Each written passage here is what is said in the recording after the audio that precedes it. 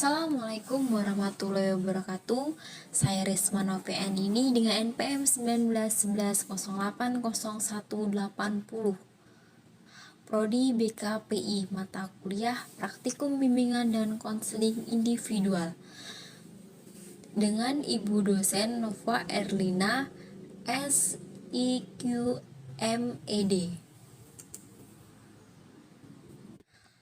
Pengertian konseling individu. Konseling merupakan suatu proses hubungan seseorang, konseli atau klien dengan orang lain, konselor, di mana klien akan dibantu oleh konselor untuk meningkatkan kemampuannya dalam menghadapi masalah. Konseling individual yaitu pertemuan antara konselor dengan seseorang klien secara individual, di mana terjadi hubungan konseling yang bernuansa rapport atau saling memahami dan mengenal tujuan bersama. Konseling akan berupaya memberi bantuan untuk mengembangkan pribadi klien agar klien dapat mengantisipasi permasalahan yang sedang dihadapi. Melalui metode tatap muka, dilaksanakan interaksi langsung antara konselor dengan klien. Mereka membahas berbagai hal tentang permasalahan yang sedang dihadapi oleh klien tersebut. Tujuan konseling individual.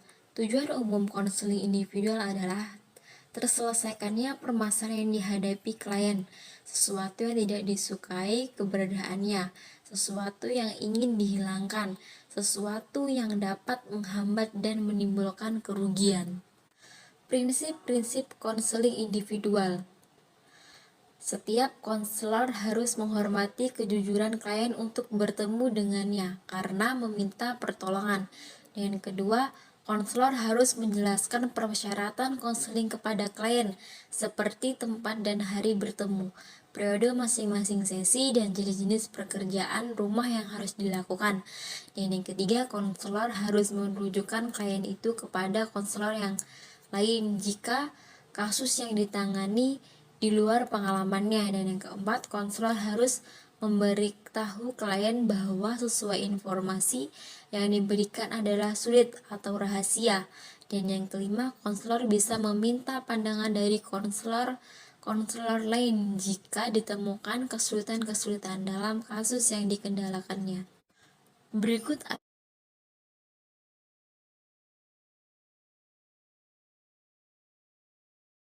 adalah sesi konseling. Assalamualaikum. Waalaikumsalam. Iya, ada apa ya? Di sini ini Bu, saya mau curhat sama Ibu. Oh, mau curhat. Sebelumnya tadi dari mana ya, Mbak? Saya dari rumah Bu. Rumahnya di mana? Rumah saya di Tulang Bawang. Di Tulang Bawang. Iya. Dengan siapa? Nama saya Ika Apriliani Bu. Ika Apriliani. Panggilannya siapa ya, Mbak? Nama panggilan saya Ika. Oh, Ika. Tadi dari Tulang Bawang ya. Aslinya dari Tulang Bawang ya, Mbak? Iya Bu. Walah, Tulang Bawang. Kuliah atau masih sekolah, Mbaknya? Saya di sini kuliah Bu. Kuliah di mana ya, Mbak? Saya kuliah di Unila.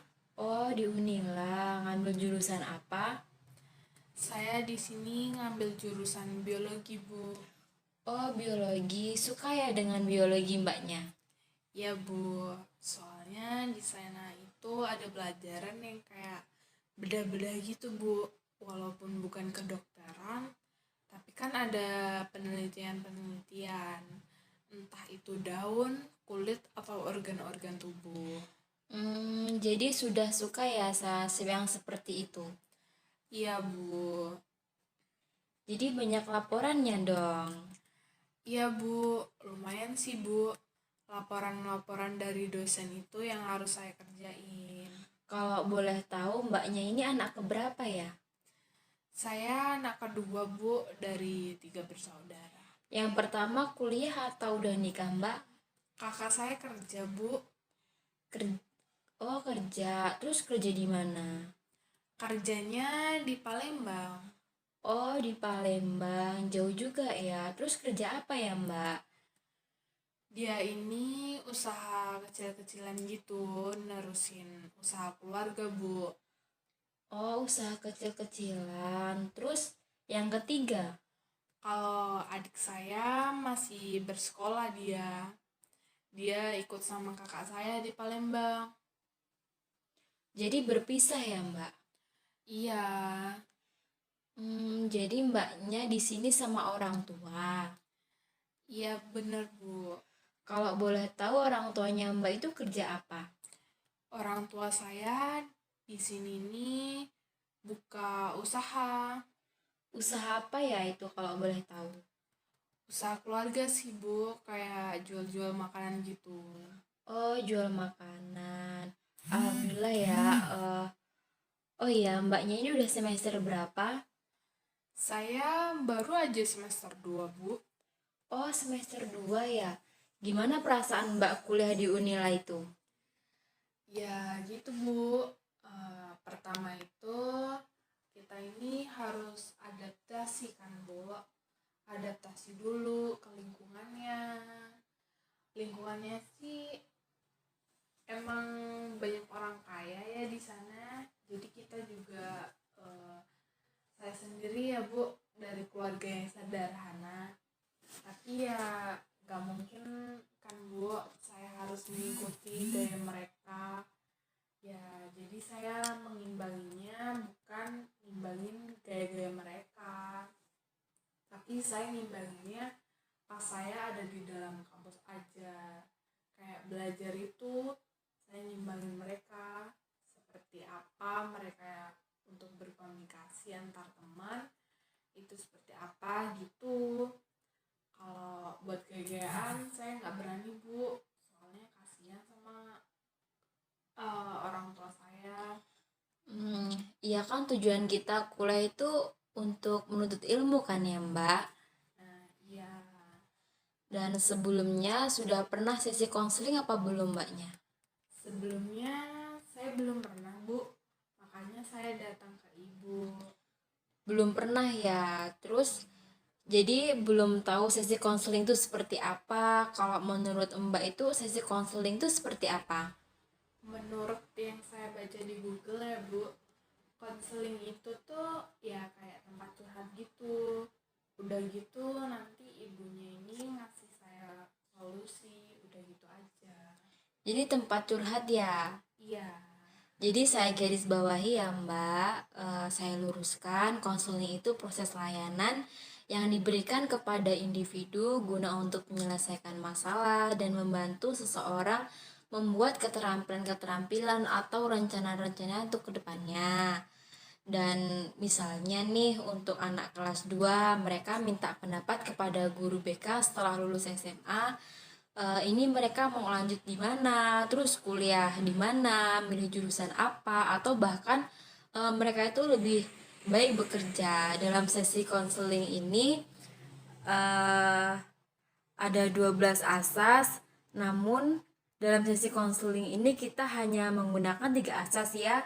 Jadi yang pertama itu asas kesukarelaan, di mana Mbak Ika ini datang tanpa ada paksaan ya, dari orang lain, orang tua, teman, bahkan pacar, namun atau keinginan Mbak Ika-nya sendiri.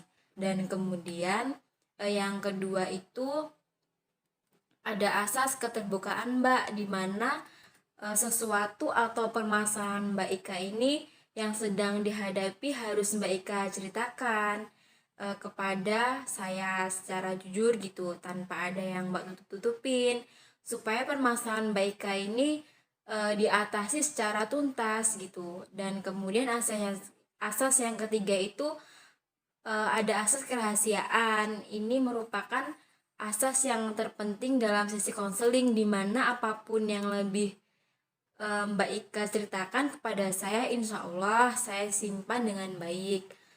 Begitupun sebaliknya dengan Mbak Ika, apakah Mbak Ika itu bisa mengerti apa yang saya katakan ini? Iya, Bu, saya mengerti apa yang Ibu omongin tadi.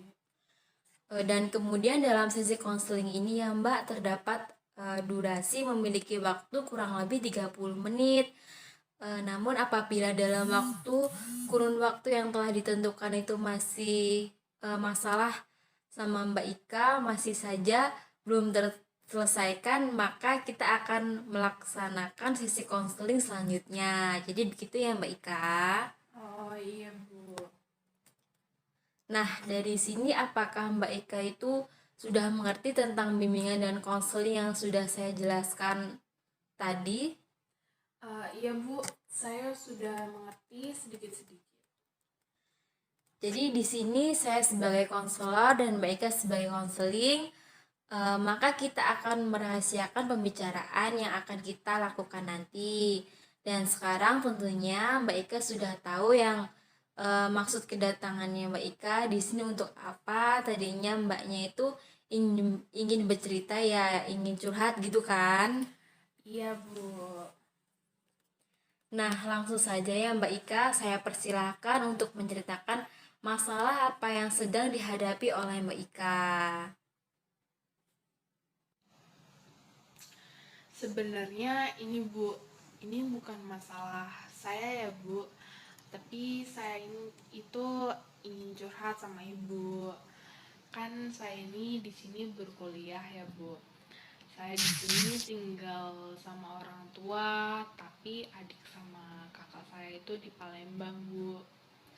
Nah, seringkali itu saya saya itu ini suka kangen gitu sama mereka berdua.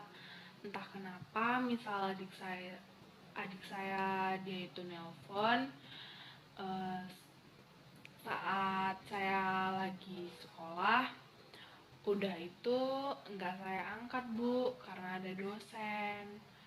Udah dia itu WA saya, kata dia, "Yuk angkat lo yuk, aku tuh mau ngomong sama Ayu, aku tuh kangen." Nah, katanya kan gitu kan Bu.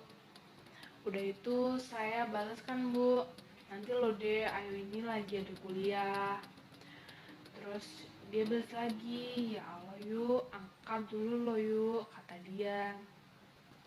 Udahlah, akhirnya saya izin lah ya Bu sama dosen itu untuk angkat telepon adik saya. Dia itu nangis-nangis Bu, dia itu punya masalah, adik saya punya masalah di sekolahnya.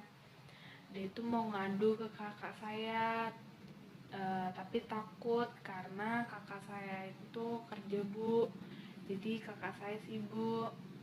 Nah, akhirnya dia pengen nyelesain masalahnya dia itu kan Bu, tapi kayak mana minta-minta solusinya. Kalau minta solusi dari temen-temennya, otomatis ya Bu, temen-temennya itu sudah deket banget sama kakak saya. Dia takutnya temen-temennya dia nanti akan ngomong sama kakak saya. Nah, dia itu nih Bu, punya permasalahan. eh, Dia kan waktu itu ini dispensasi membuat KTP. Nah, tapi nama dia itu kata temennya itu udah ditulis. Nggak taunya nama dia itu nggak ditulis di kertas dispen itu Bu. Akhirnya dia bermasalah ya Bu. Dia bermasalah, dia dipanggil ke ruang BK Bu, kata dia gitu. Oh iya iya, jadi seperti itu ya. Pada intinya itu Mbak Ika ini curhat, Mbak Ika itu kangen sama adiknya, sama kakak yang di Palembang karena komunikasinya juga jarang kan ya. Sebenarnya adiknya Mbak itu sering komunikasi, cuma Mbaknya masih ada perkuliahan saat dia nelpon. Jadi Mbaknya itu belum sempat mengarahkan teleponnya gitu kan ya Mbak. Dan padahal adiknya Mbak itu bingung mau curhat ke siapa gitu kan. Di situ juga adiknya Mbak itu punya masalah juga. Jadi Mbaknya itu sebagai teman curhat adiknya Mbak, apakah Mbaknya itu dekat sekali dengan adiknya Mbak atau bagaimana Mbak? Iya Bu, sebenarnya saya lebih dekat sama adik saya dari dulu ketimbang sama kakak saya. Soalnya kakak saya ini kerja, mungkin karena dia sibuk ya Bu. Jadi dia kurang komunikasi sama saya. Jangankan sama saya, sama orang tua juga kurang komunikasi karena dia ngurus kerjaan dia itu ya Bu. Jadi adik saya di sini tuh pengen curhat ke siapa lagi kalau bukan sama saya dan orang tua saya. Tapi adik saya ini takut kalau mau curhat ke ibu saya sama sama ayah saya juga. Kalau boleh tahu, biasanya itu curhat seperti apa ya, Mbak? Ya curhat kayak ada permasalahan sama temennya, apa pokoknya tentang sekolah dia. Waktu itu dia pernah curhat tentang kakak saya kayak gitu. Seperti itu ya. Terus kenapa adiknya Mbak itu merasa takut gitu curhat ke kakaknya Mbak? eh dia dia takut curhat ke mbak saya gara-gara mbak saya itu orangnya tipikal orang yang keras gitu mbak. Jadi adik saya takut dimarahin sama mbak saya. Jadi mbak saya kalau udah dapat informasi apa gitu, dia tuh kayak langsung naik darah gitu bu, langsung dicari orang yang nyebabin, langsung disamperin pasti itu. Jadi adik saya tuh takut kalau dia curhat sama kakak saya itu pasti ujung-ujungnya bakalan ribut. Secara ya bu, udah beberapa orang yang disamperin sama kakak saya dan kakak saya marah-marah. Oh, jadi gitu alasannya adiknya Mbak itu nggak mau curhat ke kakaknya yang pertama karena itu tipikal orangnya itu keras ya. Padahal niatnya adiknya itu ingin curhat gitu kan, ingin berbagi rasa gitu. Tapi karena kakaknya Mbak itu langsung tanpa mengasih solusi atau bagaimana, dia langsung nyamperin orang yang menyakiti hati adiknya Mbak itu kan. Iya bu, bener. Nah, tadi kan katanya adiknya Mbak itu sering berantem sama kakaknya Mbak itu. Terus bagaimana? Sedangkan mereka itu kan jauh dari orang tua. Nah, itu bagaimana? Apakah orang tua mengetahui kalau misalnya adiknya Mbak itu sama kakaknya Mbak itu sering berantem terus gitu? Sebenarnya orang tua saya tuh nggak tahu ya mbak. Adik saya itu lebih dominan cerita ke saya dan kakak saya itu lebih menutup-nutupi. Nah, udah itu saya gimana ya bu, adik saya kan di sana tinggalnya sama kakak saya. Jadi saya takutnya kakak saya keras sama adik saya. Jadi adik saya keganggu gitu ke sekolahnya. Akhirnya inilah saya pelan-pelan ngomong sama orang tua saya. Tapi saya ngomongnya itu bukan dia orang ini sering berantem gini-gini, bukan. Tapi saya bilangnya adik kalau dikit-dikit suka ditegur gitu sama kakak saya. Udah itu akhirnya ibu saya nelpon sama kakak saya, bilang minta tolong pengertiannya, adik saya barusan masuk SMA dan kakak saya juga umurnya udah 21 tahun. Jadi jarak di antara mereka kan jauh. Jadi kakak saya itu diminta sama orang tua saya tuh untuk mengalah sama adik saya itu. Jadi gitu bu.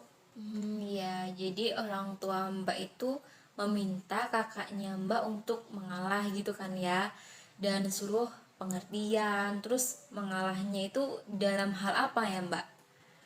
Misalnya tuh mengalahnya gini bu, kalau misalnya ada kebutuhan apa adiknya itu dan kakak itu punya kebutuhan, jadi ibu tuh nyuruh tolonglah duluin dulu kemauan adik supaya kalau misalnya ada apa-apa yang kurang, ibu yang bakal gantinya gitu.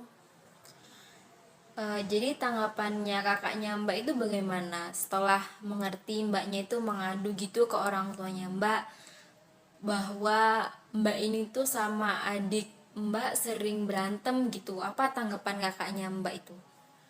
Kakak saya ya kami orang itu sempat debat ya Mbak, debat lah di WA itu, walaupun nggak nelpon kami orang debat. Dia itu marah kan sama saya, kenapa kamu terus ngadu, dan akhirnya saya jawab kalau saya nggak ngadu kamu bakal mau sama adik kamu.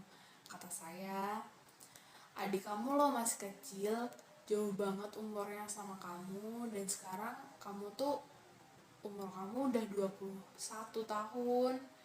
Sampai dia itu saya kamu-kamuin, dan juga saya kasih pengertian ke kakak saya itu, jangan seperti itu sama adik kita tuh. Di situ kamu juga jaga adik cuma 1 biji bukan 2 biji. Kalau saya di sini menjaga 2 orang tua, kata saya. Walaupun saya kuliah dibiayain, tapi saya di sini menjaga orang tua. Itu saya menjaga 2 orang loh, 2 orang tua. Lah kamu cuma jaga 1 anak kecil aja kamu suka marah-marah. Padahal dia itu cuma pengen curhat sama kamu, bukan mau nyusahin kamu. Kata saya kan gitu kan Bu. Udah itu kata dia, ya tapi bukan gitu caranya. Apa kamu ngadu dengan ayah sama ibu, katanya gitu kan. Ya kayak mana kalau saya nggak ngadu juga, kamu pasti bakal keterusan kayak gitu sama saya. Udah itu akhirnya kakak saya mulai mengerti apa maksud saya, karena saya sudah menerangkan ke dia, udah memberikan pengertian kepada kakak saya itu. Akhirnya dia mulai luluh, mulai berubah gitu sifatnya ke adik saya. Dari situ gini ya Bu, saya kan anak kedua, kayak mana ya kakak saya ini sifatnya keras kepala. Ya udah itu tukang pemarah iya, tukang luluh iya, tapi dia ini sama saya takut dia Bu kalau sama saya. Soalnya saya pernah suatu ketika kita itu berantem sampai saya nendang dia itu, saya kilaf Bu. Jadi dari situ kakak saya ngerasa takut sama saya. Jadi saya itu ingin merubah dia itu Bu, walaupun jarak kita jauh ya Bu, jadi gitu. Oh, jadi seperti itu ya. Jadi mbaknya ini ingin merubah, kalau boleh tahu mbaknya udah pernah melakukan cara untuk merubah kakaknya mbak itu seperti apa? Uh, iya, sebelumnya saya pernah Bu, dengan cara awalan dia suka marah-marah kan Bu. Akhirnya saya diemin dulu Bu, selama 3 hari berturut-turut saya diemin.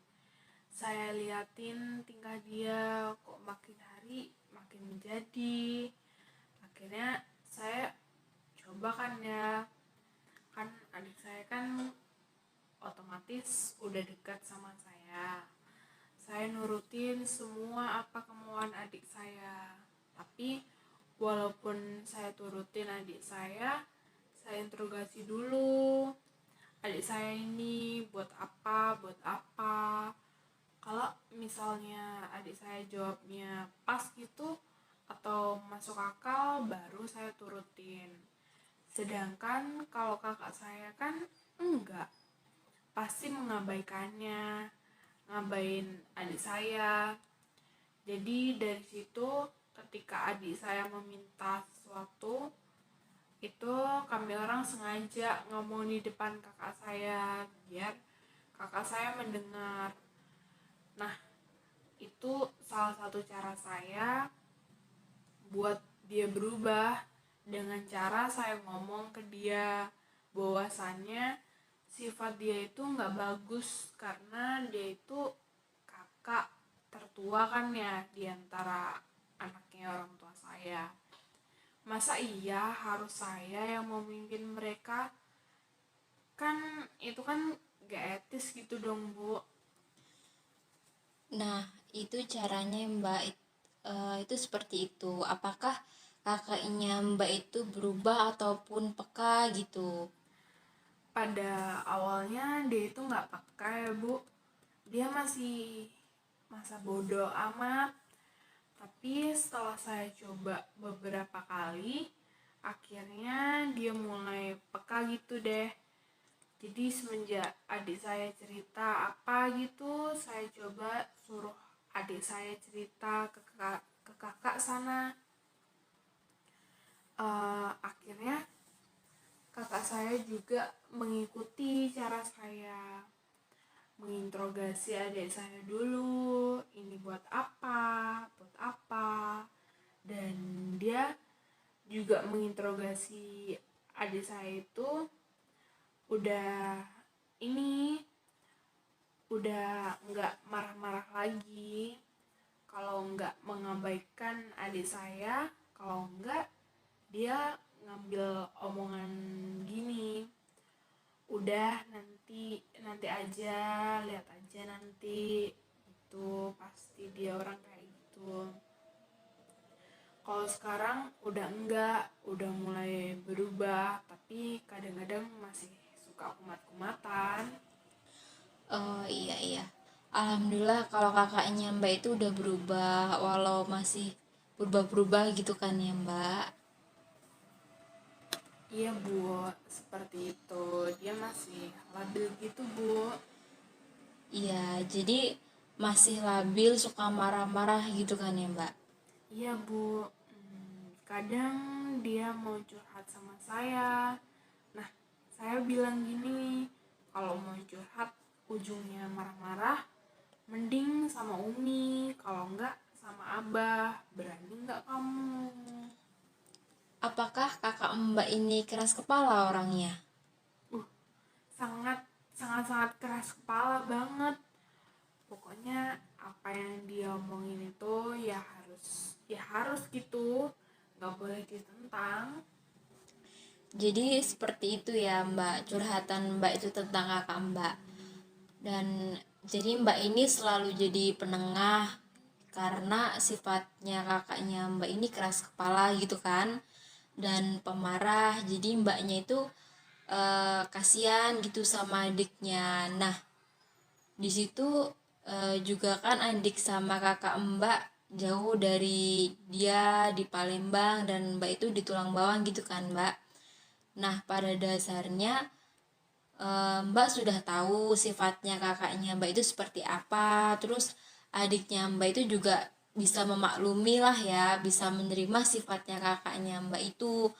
Dan jadi seperti itu. Dan apakah ada masalah lain selain masalah ini Mbak? Enggak sih bu, cuma masalah ini aja. Kadang aku pengen curhat ke yang lain, takut ember kemana-mana. Saya pikir apa saya datang ke konselor aja ya. Akhirnya saya berpikir dua kali dan akhirnya saya curhat ke ibu. Oke, apakah Mbaknya ini merasa lega setelah bercerita kepada saya gitu? Alhamdulillah, ya mbak, udah agak entengan mbak pikiran saya. Iya, jadi Mbaknya sudah merasa lega, sudah tenang gitu kan, sudah enteng. Maka sesi konseling ini kita tutup, kita akhiri aja ya Mbak ya. Iya bu. Sebelumnya saya tutup, bolehkah saya memberi sedikit solusi kepada Mbak? Iya, iya bu, silakan. Tadi kan Mbak sempat bilang kakaknya Mbak bahwa kalau mau curhat itu ujung-ujungnya marah-marah gitu kan ya Mbak, dan mending curhat ke orang lain gitu. Nah, seharusnya itu Mbak itu juga jangan seperti itu. Mbak tanggapin aja masalah dia mau marah-marah itu mungkin ungkapan hati dia itu saat kesel atau masih ada masalah di luar gitu.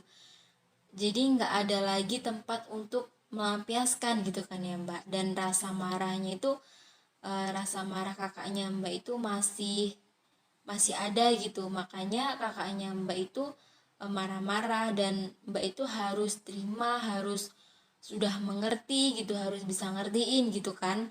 Mbak harus nerima apa aja yang akan dibicarakan kepada kakaknya Mbak itu. Seperti itu kan ya Mbak? Oh iya Mbak, makasih ya Mbak. Iya, makasih juga karena Mbaknya sudah mau datang dan sudah percaya kepada saya untuk menceritakan semua masalah Mbak ke saya. Ya sudah, Mbak, kita tutup sesi konseling ini. Iya Mbak, saya sangat merasa lega sudah mendapatkan solusi dari Mbak. Saya turut berterima kasih banget. Terima kasih. Assalamualaikum. Iya Mbak, sama-sama. Saya akhiri, wassalamualaikum.